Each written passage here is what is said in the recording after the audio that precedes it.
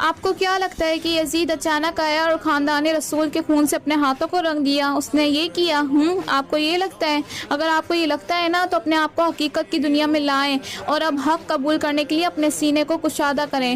آج جو میں یہاں باتیں کرنے لگی ہوں وہ میں اپنی طرف سے نہیں کروں گی، بلکہ اہل سنت کے متفق تاریخ کی بک سے کروں گی، جسے اہل حدیث، دیوبندی، بریلوی تینوں مسلک مانتے ہیں۔ اب جنہوں نے تاریخ الطبرانی پڑھی ہوگی ان کو میری باتیں کچھ حد تک ہضم ہو جائیں گی، باقی جنہوں نے اس تاریخ کی بک کو کھول کر ہی نہیں دیکھا تو ان کو میری باتیں آج کی ہضم نہیں ہونے والی۔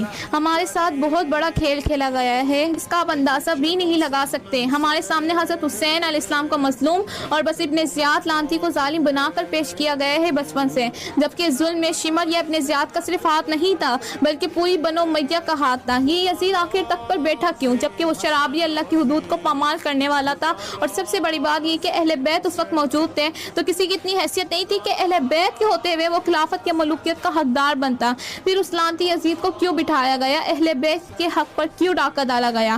خاندان رسول کے حق پر تو ڈاکہ مولا علی کے زمانے سے، مولا علی کے دور سے، مولا علی کی خلافت سے ہی شروع ہو گیا تھا۔ اہل بیت امت میں خون ریزی نہ ہو اس لیے قربانیاں دیتے رہے۔ مولا علی نے قربانی دی، حضرت حسن نے قربانی دی، صلح حسن کر کے، یہاں تک کہ آخر میں حضرت حسین علیہ السلام اس عظیم قربانی کے حصےدار بن گئے۔ جب صلح حسن ہوئی تھی تو کن شرائط پر ہوئی تھی آپ کو معلوم بھی ہے؟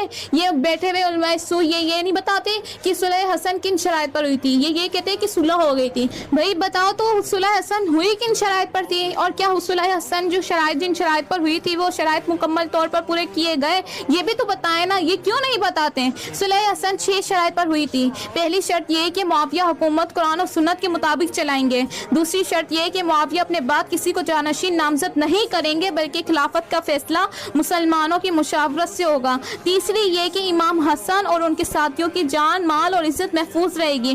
چوتھی یہ کہ اہل بیت اور حضرت علی کے شیعوں کو کوئی نقصان نہیں پہنچایا جائے گا۔ پانچویں یہ کہ حضرت علی کو ممبروں پر جو برا بھلا کہا جاتا تھا، لعنتیں کروائی جاتی تھی، اس کا سلسلہ بند کر دیا جائے گا۔ چھٹی یہ کہ بیت المال سے بعض مالی حقوق امام حسن کو ادا کیے جائیں گے تاکہ ان کے زیر کفالت افراد اور متاثرین کی مدد ہو سکے۔ ان میں سے کسی ایک شرط کو بھی ابو سفیان بن معاویہ نے نہیں رکھا بلکہ ہر شرط کے خلاف کام کیے گئے۔ ممبروں پر وہی مولا علی پر لعنتیں کروائی جاتی تھی۔ حکومت قرآن و سنت کی بالکل برعکس تھی، اور ابو سفیان بن معاویہ نے اپنے انتقال سے تقریباً 4 سال پہلے ہی یزید لعنتی کی زبردستی بیعت لینا شروع کر دی تھی اصحاب سے، جس میں امام حسین بن علی، عبداللہ بن زبیر، عبداللہ بن عمر، عبد الرحمن بن ابی بکر اور عبداللہ بن عباس شامل تھے جنہوں نے بیعت نہیں کی، اور آخری دم تک جنہوں نے بیعت نہیں کی وہ امام حسین بن علی اور عبداللہ بن زبیر تھے۔ یزید لعنتی کی بیعت نہ کرنے کی وجہ سے ہی واقعہ کربلا پیش آیا۔ حضرت حسن